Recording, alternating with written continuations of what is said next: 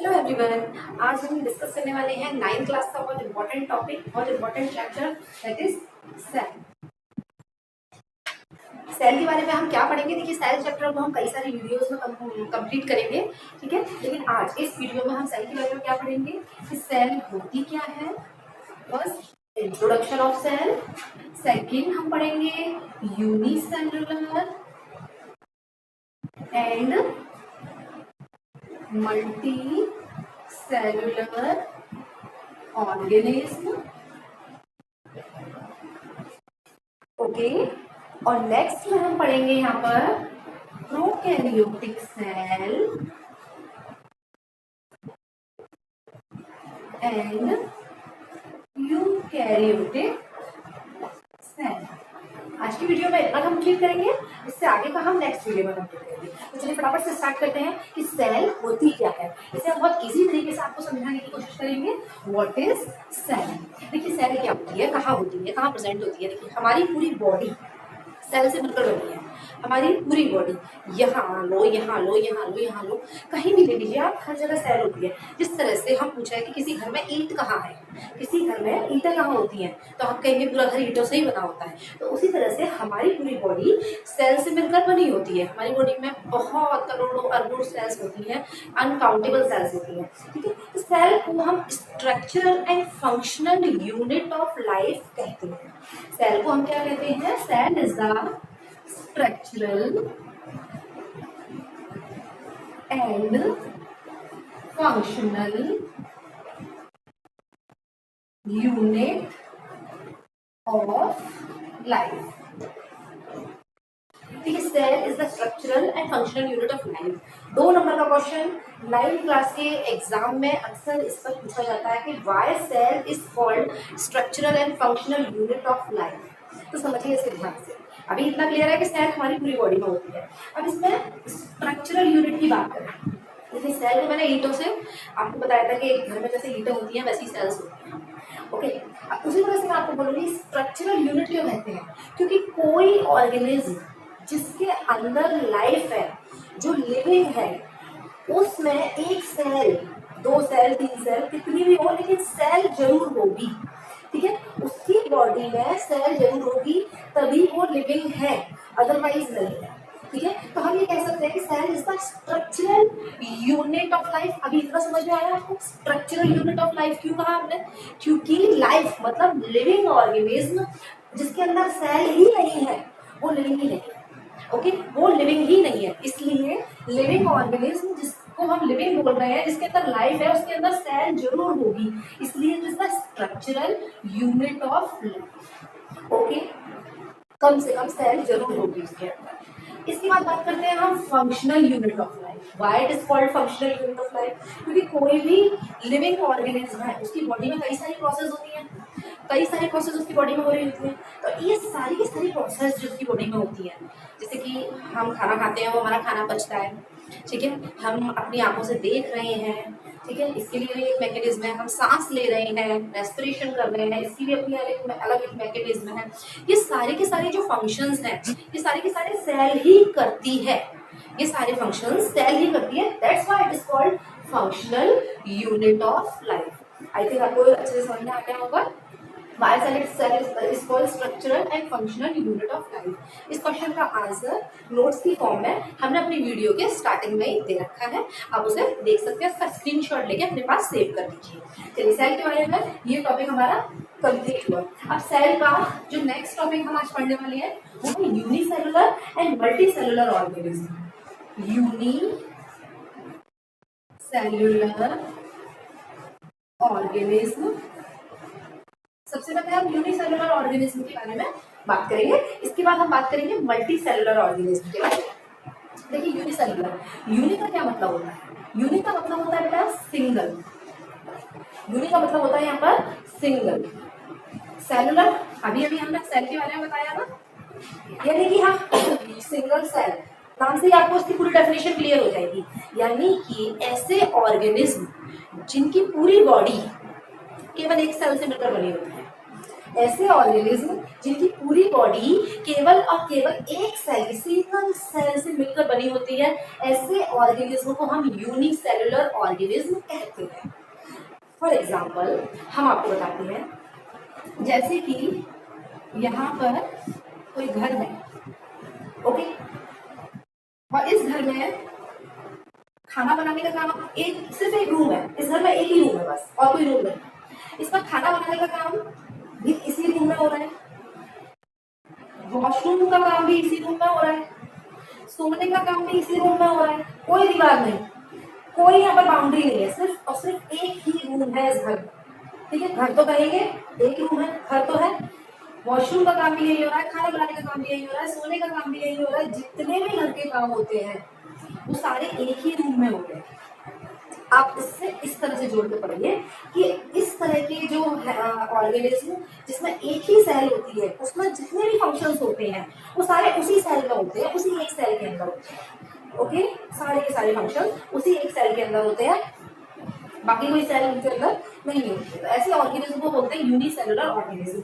मैं इसका एक डायग्राम बनाऊं, फॉर एग्जाम्पल मैं यहाँ दे देती हूँ, एग्जाम्पल आप लोग नोट कर लीजिए। बैक्टीरिया,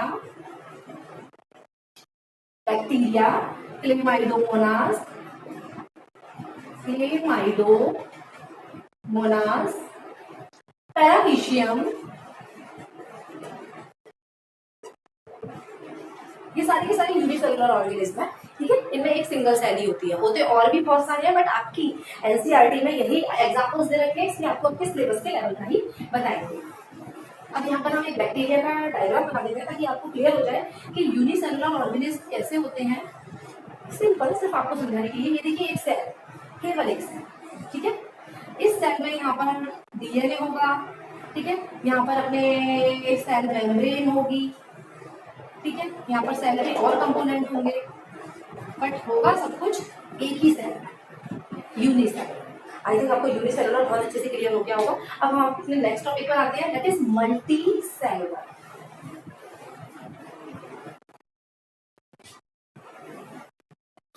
मल्टी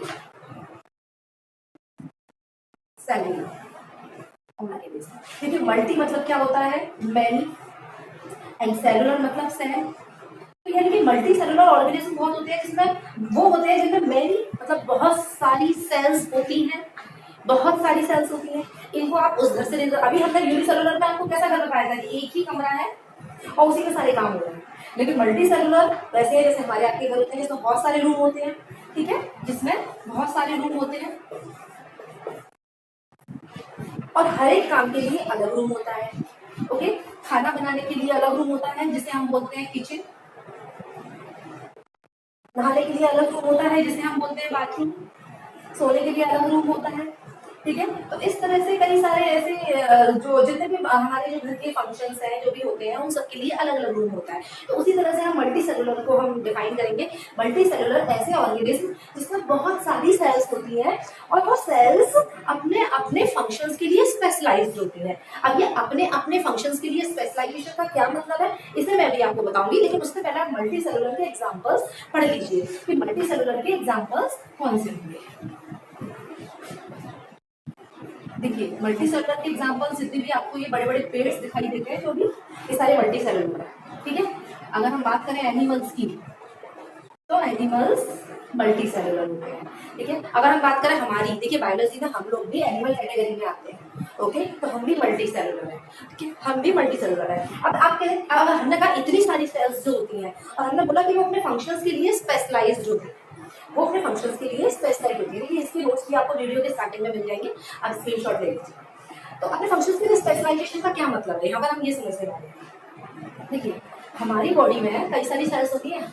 ठीक है, तो हमारी जैसे आँख की सेल्स है, ठीक है, वी आर मल्टी सेलुलर। हमारी आँखों की सेल्स है, देखने का काम करती है, हमारी आंखों की सेल देखने का काम करती है, कोई और सेल देखने का काम कर सकती है, हाथ की सेल देख सकती है, पैर की सेल देख सकती है, गले की सेल देख सकती है, नहीं देख सकती ना।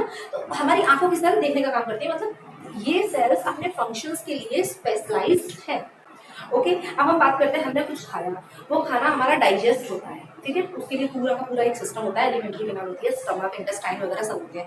तो ये क्या करते हैं, स्टमक, इंटेस्टाइन, इन सब की सेल्स क्या करती हैं, हमारे उस खाने को पचाती हैं वो क्या करती है, हमारे उस खाने को पचाती है। तो वो हमारे खाने को पचा रही हैं, तो क्या कोई और सेल्स खाने को पचा सकती हैं? कोई और सेल खाने को बचा सकती है? ये नाक की सेल खाना बचा सकती है? ये कान की सेल खाना बचा सकती है? नहीं बचा सकती ना, क्योंकि वो अपने फंक्शंस के लिए स्पेशलाइज्ड है।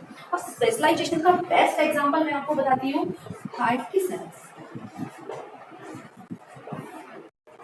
हमारे जो दिल की सेल्स होती है, हार्ट की सेल्स होती है, वो ब्लड को पंप करने का काम करती है, ठीक है, जिससे हमारा जो ब्लड है वो पूरी बॉडी में सर्कुलेट होता है। तो ये भी अपने फंक्शन के लिए स्पेशलाइज्ड है, ब्लड को पंप करने का काम कर रही है, फंक्शंस के लिए स्पेशलाइज्ड है। इसके अलावा आपने न्यूरॉन के बारे में भी थोड़ा बहुत पढ़ा हो, अगर नहीं पढ़ा तो 10th क्लास में आप पढ़ेंगे। न्यूरॉन की सेल, ठीक है, या हम इसे नर्व सेल भी बोल सकते हैं। ये क्या करती है, इन्फॉर्मेशन को कंडक्ट करने का काम करती है। जैसे कि मैं कुछ बोल रही हूँ, ठीक है, तो ये इन्फॉर्मेशन सबसे पहले आपके कान में जा रही है, ठीक है, कान से वो आपके ब्रेन में जा रही है और आपको सब कुछ समझ में आ रहा है कि मैम क्या बोल रही है। और जो आप देख रहे हो वो आपकी आंखों तक जा रहा है, आंखों से वो इन्फॉर्मेशन आपके ब्रेन तक जा रही है, ठीक है, जिससे कि आप देख रहे हो कि मैम यहाँ पर क्या पढ़ाने वाली है, क्या पढ़ा रहे हैं। तो क्या न्यूरॉन की सेल क्या करती है, इन्फॉर्मेशन को ट्रांसफर करने का काम करती है, जो कोई और सेल नहीं करती। तो यानी कि मैं कुल मिला के आपको ये एग्जांपल देना चाह रही हूँ कि जो हमारी सेल्स है, किसमें, मल्टी सेलुलर ऑर्गेनिज्म में जो सेल्स हैं वो अपने फंक्शंस के लिए स्पेशलाइज्ड हैं, उनका जो भी फंक्शन है उसके लिए स्पेशलाइज्ड है। लेकिन यूनिसेलुलर में ऐसा नहीं था। यूनिसेलुलर में वो एक सेल है, उसे ही इंफॉर्मेशन ट्रांसफर करनी है, उसे ही पंप वंप जो भी करना है उसे ही करना है, इवन उसी को चलना है, चलने के लिए भी वही सेल है, रेस्पिरेशन भी वही सेल करेगी, डाइजेशन भी वही सेल करेगी, सब कुछ वही करेगी। और यहाँ मल्टी सेलुलर में हर चीज के लिए अलग अलग टाइप्स की सेल्स होती हैं, जिसको मैंने बहुत अच्छे से बताया है। अच्छा, अब ये जो बंटवारा हमने काम का किया है मल्टी सेलुलर ऑर्गेनिज्म में, समझिए इसे ध्यान से, ये जो हमने मल्टी सेलुलर ऑर्गेनिज्म में काम का जो बंटवारा किया है, जिसे हम बोलेंगे डिवीजन ऑफ लेबर। क्या बोलेंगे इसे हम, डिवीजन ऑफ लेबर। 2 नंबर का क्वेश्चन, डिवीजन ऑफ लेबर यानी कि काम का बंटवारा, ठीक है, काम का बंटवारा। जैसे हार्ट की सेल ब्लड को पंप करने का काम कर रही है, न्यूरॉन की सेल इंफॉर्मेशन को ट्रांसफर करने का काम कर रही है, ठीक है, तो ये जो है ये स्टमक की सेल खाने को पचाने का काम कर रही है। तो ये क्या है, ये काम का बंटवारा है जो केवल और केवल मल्टी सेलुलर ऑर्गेनिज्म में ही मिलता है, यूनिसेलुलर ऑर्गेनिज्म में नहीं है, वहाँ एक कोई सारे काम कर रहे हैं, ठीक है। आई थिंक आपको यूनिसेलुलर मल्टी सेलुलर बहुत अच्छे से समझ में आ गया होगा। हम अपना नेक्स्ट देखते हैं, prokaryotic and eukaryotic cells. Prokaryotic and eukaryotic cells,